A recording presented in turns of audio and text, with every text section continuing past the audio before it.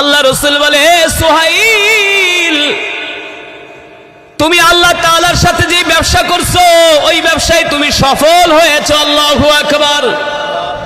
আল্লাহ তাআলা জিবরাইলের মাধ্যমে আমাকে জানায় দিছে, তুমি তোমার সব সম্পদ ছাইরা মক্কা থেকে মদিনায় চলে আসছো খালি হাতে, একমাত্র দিন নিয়া। ও সুহাইল, তোমার উপরে আসমানের মালিক, জমিনের মালিক, আরশের মালিক আল্লাহ এতটা খুশি হয়েছেন, এতটা খুশি হয়েছেন, তোমার এই কোরবানি দেখা আল্লাহ তাআলা কোরআনুল কারীমের মধ্যে আয়াত নাজিল করে দিয়েছে। শুধু আল্লাহর নবী কোরআনের জন্য রক্ত দেন নাই, আল্লাহ নবীর সাহাবীরা পর্যন্ত কোরআনের জন্য জীবন দিয়েছে। আল্লাহ রাসূলের একজন সাহাবী ছিলেন, তার নাম হলো সুহাইল রাদিয়াল্লাহু তাআলা আনহু। হযরত আমর বিন সুহাইল রাদিয়াল্লাহু তাআলা আনহু তিনি যখন কালেমা পড়ে মুসলমান হন, তিনি যখন মক্কার জমিনে কালেমা পড়ে মুসলমান হন, সুহাইল বিন আমর রাদিয়াল্লাহু তাআলা আনহু তিনি এক সময় ছিলেন একজন গরিব মানুষ, কিন্তু আল্লাহ তাআলা তাকে অনেক সম্পদ দিলেন। আল্লাহ তাআলা কালের পরিক্রমায় সুহাইল বিন আমর রাদিয়াল্লাহু তাআলা আনহুকে আল্লাহ তাআলা এত সম্পদ দিলেন, যেই সম্পদ দেখে মক্কার কাফেররা পর্যন্ত ঈর্ষা করত, হিংসা করত, যে সুহাইলের কত সম্পদ, আর আমাদের সুহাইলের মতো এত সম্পদ নাই। কিন্তু রাসূলের সাহাবী হযরত সুহাইল রাদিয়াল্লাহু তাআলা আনহু সম্পদের মোহে পড়ে, দুনিয়ার মোহে পড়ে কখনো আল্লাহ তাআলার দ্বীন ছেড়ে দেয় নাই। কিন্তু এই সমাজে এমন কিছু মুসলমান আছে, টাকা পয়সা হইলে, অর্থ সম্পদ হইলে আর তাকে মসজিদে খুঁজে পাওয়া যায় না, আছে না? টাকা পয়সা হইলে তাকে আর মসজিদে পাওয়া যায় না, অর্থ সম্পদের মালিক হলে তাকে আর মসজিদে খুঁজে পাওয়া যায় না। ও মুসলমান যুবক, রাসূলের সাহাবীরা কেমন ছিলেন? তারা দুনিয়াতে বসবাস করেছে, ঘর সংসার করেছে, কিন্তু তারা দুনিয়ার প্রেমে পাগল হয় নাই, সম্পদের জন্য পাগল হয় নাই, ক্ষমতার জন্য পাগল হয় নাই, তারা পাগল হয়েছে একমাত্র আল্লাহ তাআলার জন্য। ঠিক কিনা বলেন? সুহাইল রাদিয়াল্লাহু তাআলা আনহুর এত সম্পদ, এত সম্পদ, মক্কার কাফেররা অবাক হয়ে যেত যে সুহাইলের এত সম্পদ, আর তার মতো আমাদের এত সম্পদ নাই। এই সম্পদ দেখে মক্কার কাফেররা তার সাথে শত্রুতা শুরু করে দিল। সুহাইল রাদিয়াল্লাহু তাআলা আনহু এই সম্পদের কারণে মক্কার কাফেররা তার বিরুদ্ধে চতুর্দিকে প্রোপাগান্ডা শুরু করে দিল।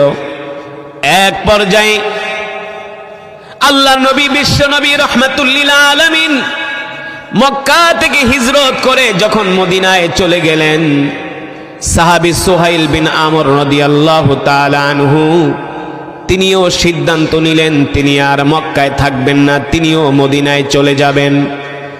কিন্তু মক্কায় তো তার বিশাল সম্পত্তি, মক্কায় তো তার বিশাল অট্টালিকা, মক্কায় তো তার এত সম্পদের পাহাড়।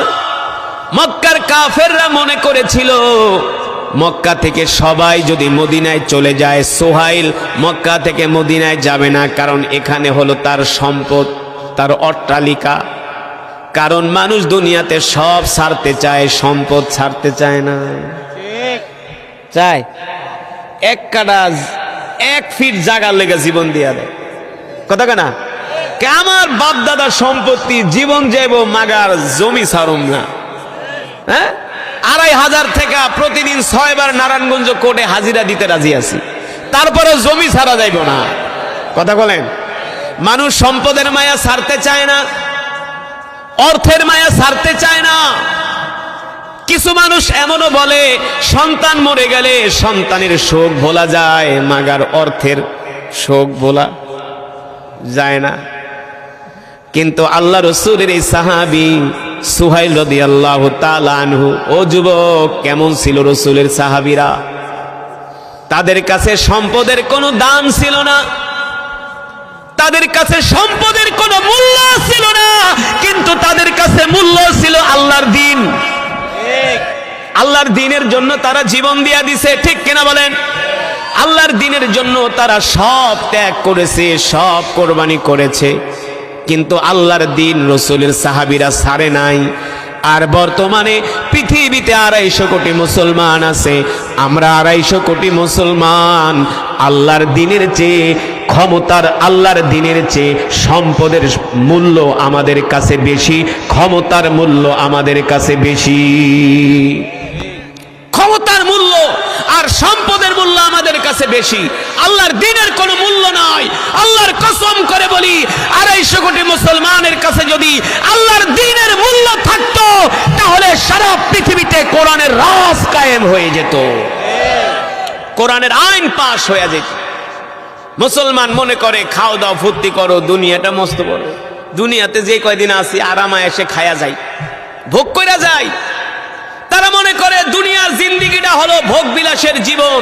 আসলে মুমিনের জন্য দুনিয়া নয়, মুমিনের জন্য হলো জান্নাত। মুমিনের জন্য কি? জান্নাত। সুবহানাল্লাহ বলেন।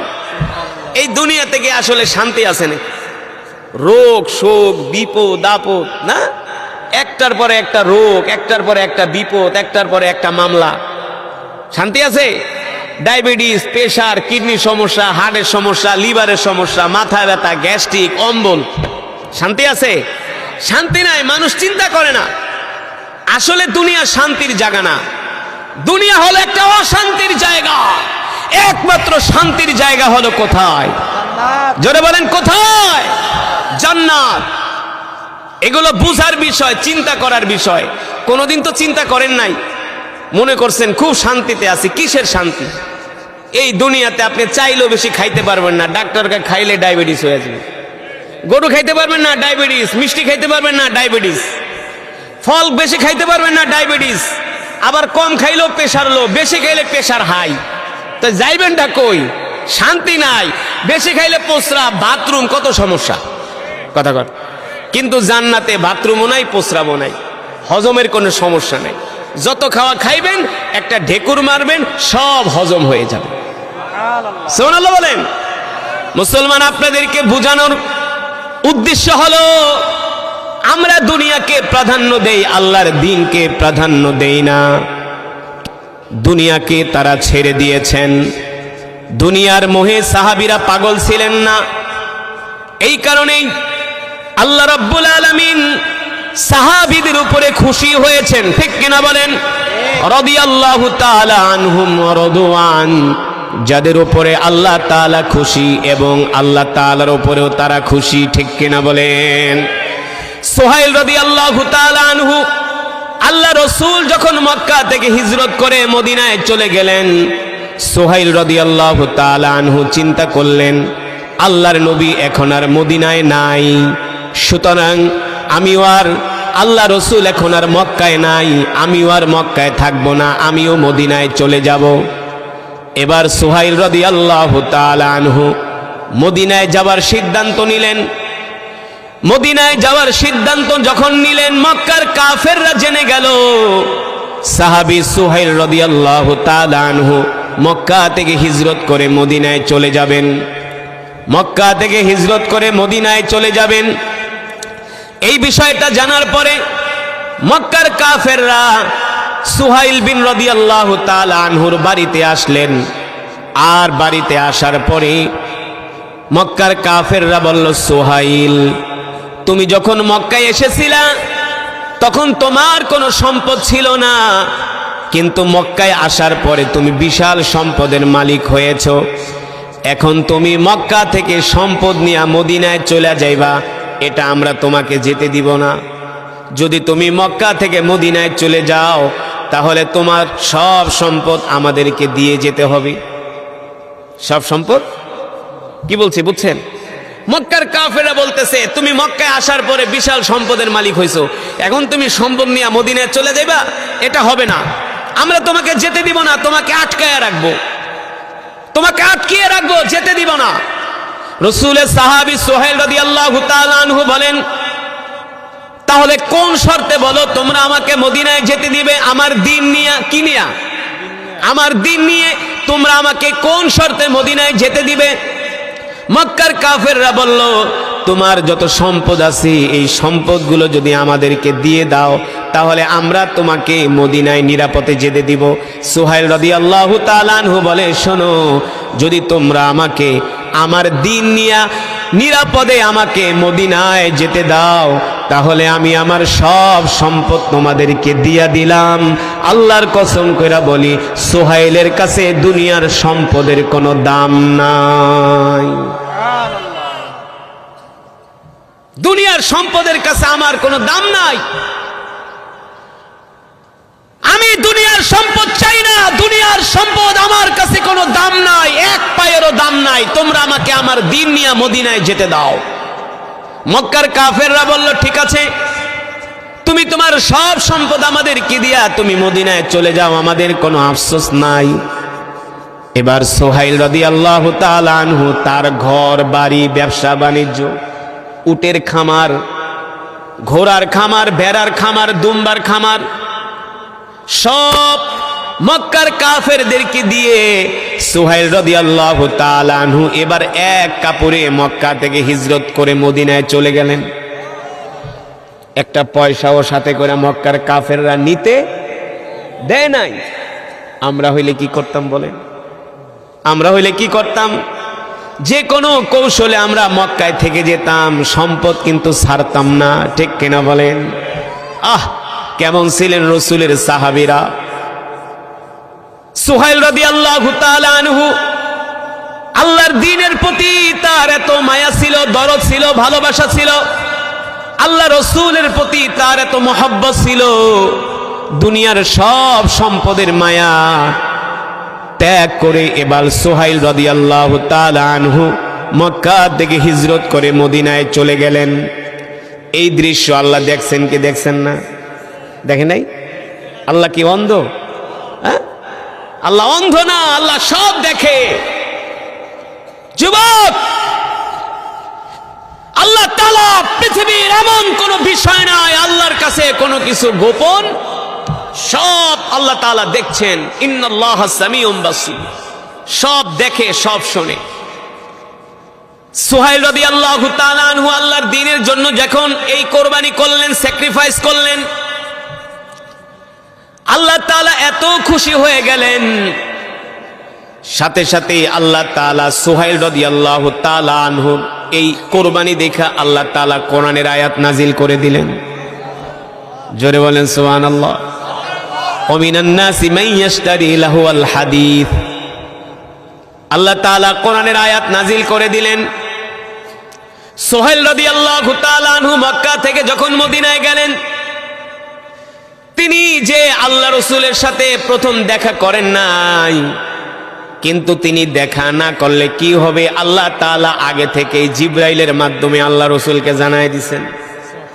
জিবরাইল যে বলছেন, ওগো আল্লাহ নবী, আপনার ওই সাহাবী সুহাইল তিনি মক্কা থেকে হিজরত করে মদিনায় চলে আসছে, আর তার সব সম্পদগুলো মক্কার কাফেররা রেখে দিয়েছে। তারপরও সে তার সব সম্পদ ছেড়ে একমাত্র দ্বীনের মহব্বতে, আপনার মহব্বতে মদিনায় চলে এসেছে। আপনার সাহাবী দ্বীনের জন্য এত কোরবানি করছে, আল্লাহ তাআলা খুশি হয়ে গেছে। সুবহানাল্লাহ বলেন। আল্লাহ তাআলা কোরআনুল কারীমের আয়াত নাজিল করে দিয়েছে, এই পৃথিবীতে এমন কে আছে যে আল্লাহ তাআলার জন্য তার সব সম্পদগুলো দান করে দেয়? সুবহানাল্লাহ বলেন। আল্লাহ তাআলার জন্য সব সম্পদ দান করে দেয়, তার বিনিময়ে জান্নাত ক্রয় করে নেয়। সুবহানাল্লাহ। এবার সাহাবী সুহাইল রাদিয়াল্লাহু তাআলা আনহু মদিনায় যখন চলে গেলেন আল্লাহ রাসূলের সাথে, এই কারণে মুসলমান দুনিয়ার সব ত্যাগ করা যাবে, আল্লাহর দ্বীন ত্যাগ করা যাবে না। ঠিক কিনা বলেন? দুনিয়ার সব ছেড়ে দেওয়া যাবে, আল্লাহর হুকুম ছেড়ে দেওয়া যাবে না। যাবে? আল্লাহর হুকুম কখনো ছেড়ে দেওয়া যাবে না। আল্লাহ তাআলার হুকুম হলো 5 ওয়াক্ত নামাজ পড়া। কয় ওয়াক্ত? জোরে বলেন, কয় ওয়াক্ত? কিন্তু দুঃখের বিষয় হলো আমরা বাংলাদেশের ম্যাক্সিমাম মুসলমান 5 ওয়াক্ত নামাজ পড়ে না। নামাজ নাই, দিন নাই। এই যে নির্বাচন আসছে, খালি নেতার পিছনে ঘুরে। হ্যাঁ, ২৫০০ থেকে সারা বাংলাদেশ থেকে নেতার পিছনে ১০০ দিন যাইতে রাজি আছি, কিন্তু আল্লাহ তাআলার কদমে সেজদা দিতে রাজি নেই। হ্যাঁ, রাগ করতেছেন? সত্য নাকি মিথ্যা? সঠিক নাকি বেঠিক? আমি গেছি সুনামগঞ্জ এক মাহফিলে, গোয়াইনঘাট। তো ওই এলাকার মানুষ কয়, হুজুর আমরা কয়দিন পরে ঢাকা যাব। কই কেন? কই আমগো নেতায় ডাক দিছে একবারে ইন্ডিয়া বর্ডারের কাছে। আমি কই তোমার নেতায় ডাক দিছে, সেই ঢাকা থেকে গোয়াইনঘাট কম হইল ৪০০ কিলোমিটার। ৪০০ কিলোমিটার দূর থেকে তুমি ঢাকায় যাইতে পারবা? নামাজ ঠিক মতো ৫ ওয়াক্ত পড়ো? কয় হুজুর নামাজ তো পড়ি না। আমি কই নেতার ডাকে ৪০০ কিলোমিটার ৮০০ কিলোমিটার জার্নি করতে পারবা, আর আল্লাহর ডাকে ১০ কদম আগায়া মসজিদে যায় নামাজ পড়তে পারবা না? হ্যাঁ, আজান শোনার পরে হাইয়া আলাস সালাহ হাইয়া আলাল ফালাহ শোনার পরে তোমার ঈমান যদি তোমাকে মসজিদে আনতে না পারে, এই ঈমান তোমাকে আল্লাহর জান্নাতেও নিতে পারবে না। পারবে? তুমি ১০ কদম ২০ কদম হাইটা মসজিদে যায় নামাজ পড়তে পারো না, আর দুনিয়ার ধান্দায় তুমি শত শত কিলোমিটার আসতে পারো, ঠিক কিনা? আর রাসূলের সাহাবীরা সব ছেড়ে দিয়েছে, অর্থ সম্পদ, টাকা পয়সা, বাড়ি গাড়ি, সন্তান সন্ততি, মাগার তারা দিন ছাড়ে না। কি ছাড়ে নাই? দিন নাজিল করেছি আমার বান্দারা ৫ ওয়াক্ত নামাজ ৫ ওয়াক্ত সালাত আদায় করে, আদায় করার পরে যদি আমার জমিনে আমার কোরআনের শাসন প্রতিষ্ঠা করত, তাহলে আমি আল্লাহ আসমান থেকে জমিন থেকে তাদের জন্য বরকত বের করে দিতাম। আল্লাহ বলছে,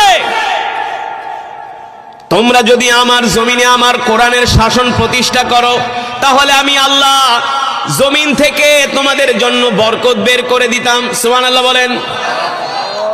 এখন যদি খেতে ফসল হয় ১ কড়ায় ১ মণ, আল্লাহর কোরআনের শাসন প্রতিষ্ঠা হয়ে গেলে ১ কড়া জমিনে ফসল হবে তার চেয়ে আরো ১০ গুণ। আমি বলছি, আল্লাহ বলছেন যে আমি আল্লাহ তোমাদের এমন বরকত দিব, বরকত যেখানে হাত দিবা সেখানেই শুধু বরকত হবে, ঠিক কিনা বলেন? কিন্তু আমরা মুসলমান, কোরআনের শাসন তো দূরের কথা, আজকে বাংলাদেশের মুসলমান ঠিক মতো নামাজই পড়ে না। পড়ে চায়ের দোকানে বৈশা ৩ ঘন্টা বাংলা সিনেমা দেখে আর বিড়ি টানে, কিন্তু মসজিদে যায়া আল্লাহ তাআলাকে 10টা মিনিট সময় দিতে চায় না। এই বাংলাদেশে 20 কোটি মুসলমান আছে, সব হলো গরু খাওয়া মুসলমান।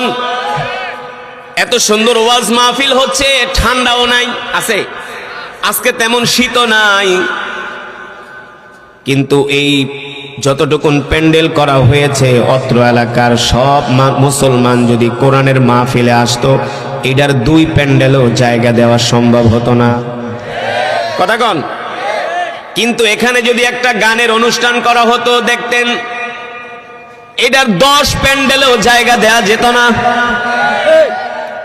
মুসলমান আছে, মুসলমানের মুসলমানিত্ব নাই, মুসলমানের ঈমান দুর্বল, আল্লাহ তাআলার হুকুম মানে না, আল্লাহ তাআলার বিধান মানে না।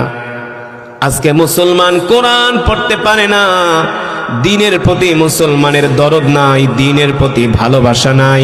এই কারণে আল্লাহ তাআলাও জমিনের ভিতরে আমাদের জন্য শান্তি দেন নাই, ঠিক কিনা বলেন?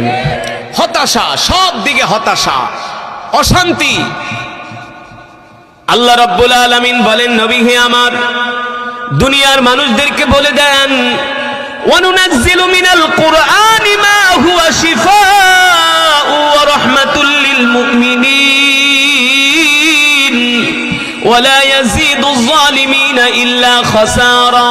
আল্লাহ রাব্বুল আলামিন বলেন, দুনিয়ার মানুষ, আমি আল্লাহ তোমাদেরকে যে কোরআন দিয়েছি, নবী আপনি বলে দেন, এই কোরআন আমি মুমিনের শেফার জন্য নাজিল করেছি। এই কোরআন হলো মুমিনের জন্য শেফা, মুমিনের জন্য মুক্তি, ঠিক কিনা বলে? কিন্তু বাংলাদেশের ম্যাক্সিমাম মুসলমান কোরআন পড়তে পারে না, শুধু আলেমরা বাদ দিয়া। পারে? আজকে মুসলমান কোরআন পড়ে না, কোরআন বোঝে না, অথচ এই কোরআন আল্লাহ তাআলা নাজিল করেছে কোরআন পড়ার জন্য, ঠিক কিনা? আল্লাহ রসুল বলেন, আহলুল কুরআন হুম আহলুল্লাহ, যারা দুনিয়ার জমিনে আল্লাহর কোরআন পড়ে তারা হলো আল্লাহর পরিবারভুক্ত। যারা দুনিয়ার জমিনে আল্লাহর কোরআন পড়বে, আল্লাহর কোরআনকে ভালোবাসবে, আল্লাহর নবী বলেন তারা হলো আল্লাহ তাআলার পরিবার, আল্লাহ তাআলার পরিবারের সদস্য হবে হাসরের ময়দানে। বাংলাদেশের মুসলমানের সবচেয়ে বড় দুর্বলতা হলো তারা কোরআন পড়তে জানে না।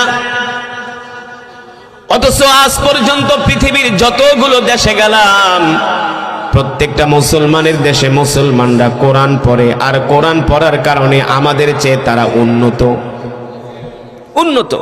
এই গত কালকে আমি কুল ইন্না সালাতি ওয়া নুসুকি ওয়া মাহইয়ায়া ওয়া মামাতি লিল্লাহি রাব্বিল আলামিন লা শারীকা লাহু ওয়া বিযালিকা উমিরতু ওয়া আনা আউয়ালুল মুসলিমিন।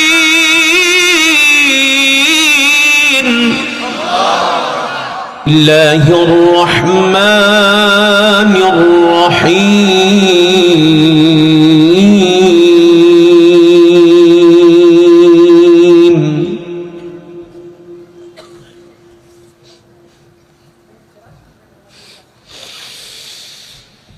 মান জাআ বিল হাসানাতি ফালাহু আশরু আমসালিহা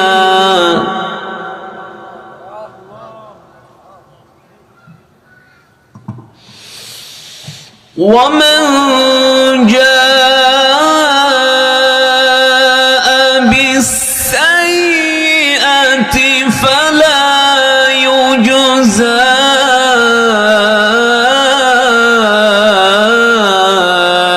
ইল্লা মিসলাহা ওয়া হুম লা ইউযলামুন। আল্লাহু আকবার। একটু ইকো হবে, ইকো ঠিক।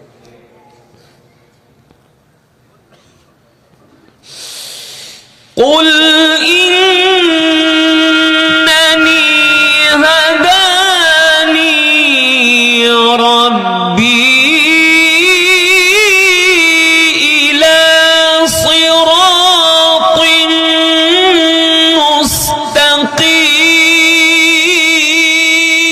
مستقيم. الله أكبر.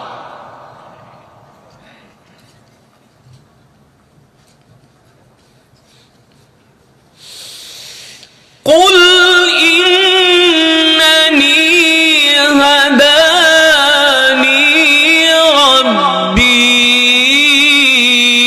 إلى صراط مستقيم. الله أكبر.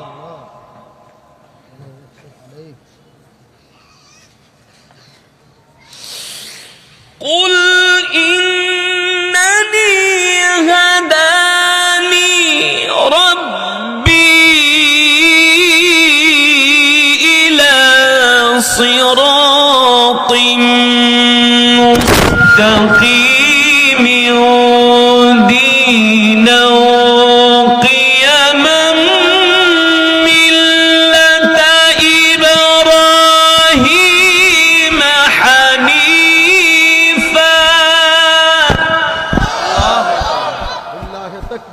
الله أكبر. دينا قيما ملة إبراهيم حنيفا وما كان من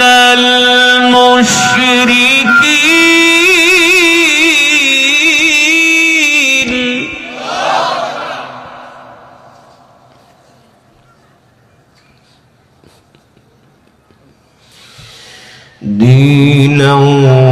قيما ملة إبراهيم حنيفا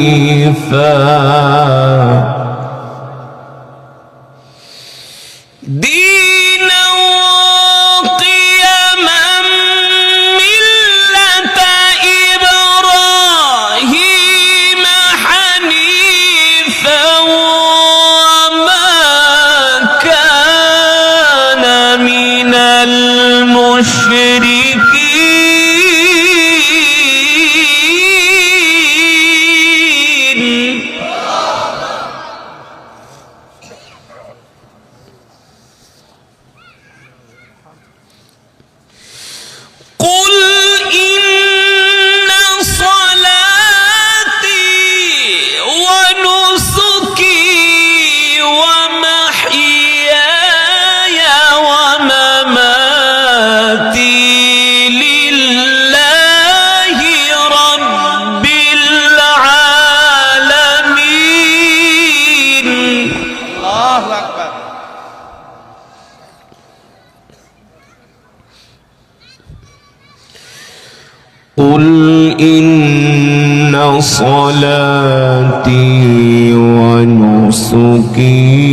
ومحياي ومماتي لله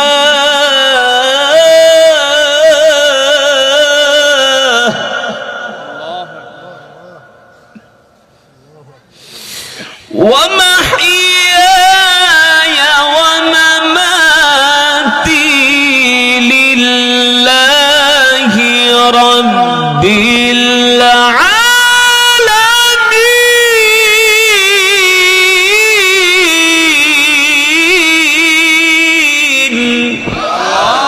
الله تكبير الله أكبر الله تكبير الله أكبر. قل إن صلاتي ونسكي ومحياي ومماتي لله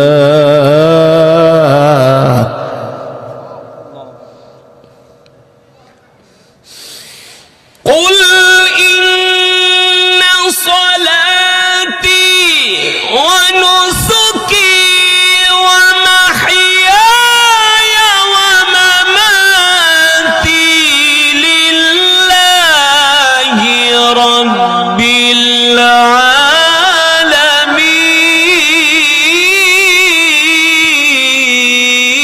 العالمين. لله تكبير الله أكبر لله تكبير الله أكبر. لا شريك له لا شريك له لا شريك له وبذلك أمرت وأنا أول المسلمين. لله تكبير الله أكبر لله تكبير القرآن العالم ঘরে ঘরে জালো। لله تكبير الله أكبر. لا شريك له لا شريك له وبذلك أمرت وأنا أول المسلمين. الله أكبر. لا شريك له لا شريك له وبذلك أمرت وأنا أول المسلمين.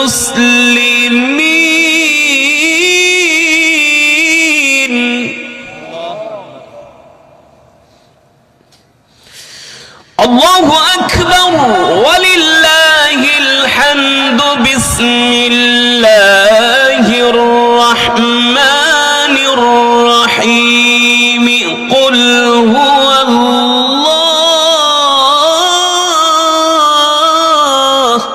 আল্লাহু আকবার।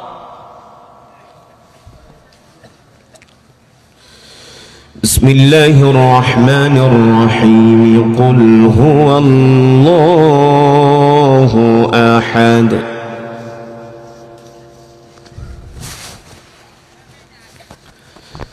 الله الصمد لم يلد ولم يولد لم يلد ولم يولد ولم يكن له كفوا أحد بسم الله الرحمن الرحيم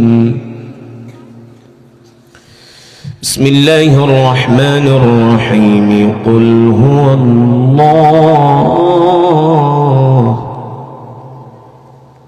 قل هو الله أحد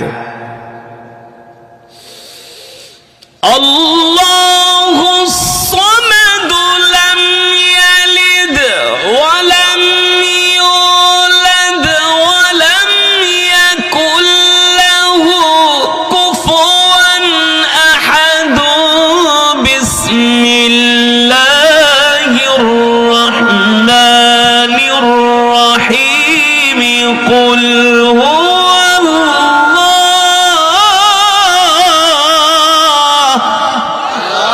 নারে তাকবীর, আল্লাহু আকবার। লিল্লাহি তাকবীর। আল্লাহু আল আকবার। কোরআনের আলো, জালো।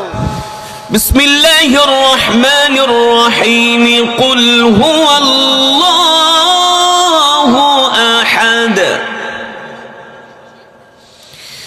الله الصمد لم يلد ولم يولد ولم يكن له كفوا أحد لم يلد ولم يولد ولم يكن له كفوا أحد لم يلد ولم يولد ولم يكن له كفوا أحد صدق الله العلي العظيم আমরা সকলেই বলি আলহামদুলিল্লাহ আর ঈমানি আওয়াজ দিয়ে পড়ি আলহামদুলিল্লাহ ঈমানদার মুসলমান সমস্ত প্রশংসা কার জন্য আরো জোরে বলতে হবে কার জন্য একমাত্র মহান রব্বুল আলামিনের জন্য যিনি আমাদেরকে সৃষ্টি করেছেন ঠিক কিনা বলেন মুসলমান আমাদের হায়াতের মালিক কে আমাদের রিজিকের মালিক কে মুসলমান আমরা কার গোলাম আরো জোরে কালাম বাদশার কথা সে তো কথার বাদশা ঠিক কিনা বলেন আমার রব যত বড় তার কথাও তত আমার রব যত দামি তার কথাও তত এই কারণে আফজালুজ যিক তিলাওয়াতুল কোরআন আসমানের নিচে জমিনের উপরে সবচেয়ে উত্তম জিকির কোরআনুল কারীমের তেলাওয়াত ঠিক না আমি আল্লাহ তাআলার কোরআন পড়ব কালাম পড়ব আপনারা শুধু শুনবেন আল্লাহ রাসূল বলেছেন আল্লাহ তাআলা কোরআনুল কারীমের তেলাওয়াতের প্রতিটি হরফের বিনিময়ে বান্দার আমলনামায় কম পক্ষে 10টি করে নেকি দান করেন চাই অর্থ বোঝেন অথবা না বোঝেন দেখবেন কিছু মানে কোরআন হাদিস জানে না কিছু আলেম আছে তারা বলে যে কোরআনের অর্থ না জানা না পড়লে কোনো সওয়াব নাই আছে না এরা আসলে কোরআন হাদিস জানে না কোরআন আল্লাহর এমন এক কিতাব কোরআনের অর্থ না জেনেও কোরআন পড়লে সওয়াব সুবহানাল্লাহ। শুধু কোরআনের অর্থ না জেনেও কোরআন পড়লে সওয়াব না কোরআন হাতে নিয়ে চুমু খাইলেও সওয়াব ঠিক না এটা আল্লাহর কালাম আর অর্থ পারলে তো নুরুন আলান, তখন তো আপনি যে মজা পাইবেন এটার আপনাকে ভাষায় প্রকাশ করা যাবে না।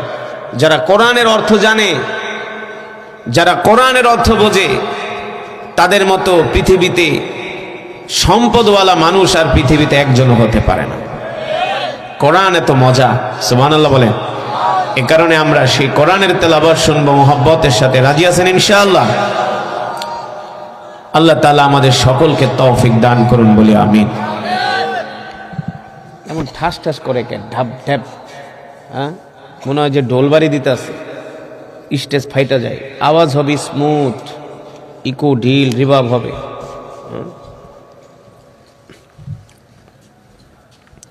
ইকো দাও, ঢিলে বড়।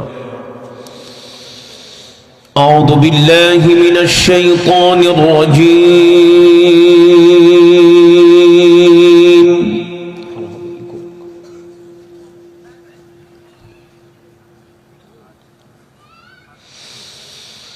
بسم আল্লাহ নবী বললেন, সুহাইল, ও সুহাইল, তুমি আল্লাহ তাআলার সাথে যে ব্যবসা করছো এই ব্যবসায় তুমি সফল হয়েছো। আর জোরে কোন সুবহানাল্লাহ। তুমি আল্লাহ তাআলার সাথে যে ব্যবসা করছো এই ব্যবসায় তুমি সফল হয়েছো। কোন ব্যবসা? কোন ব্যবসা? ওই যে আল্লাহর দ্বীনের জন্য সব সম্পদ রাইখা খালি হাতে মদিনায় চলে গেছে, শুধু দ্বীন নিয়া, কি নিয়া? দ্বীন ইসলাম নিয়া মদিনায় চলে গেছে, মক্কা থেকে সব সম্পদ রাইখা গেছে।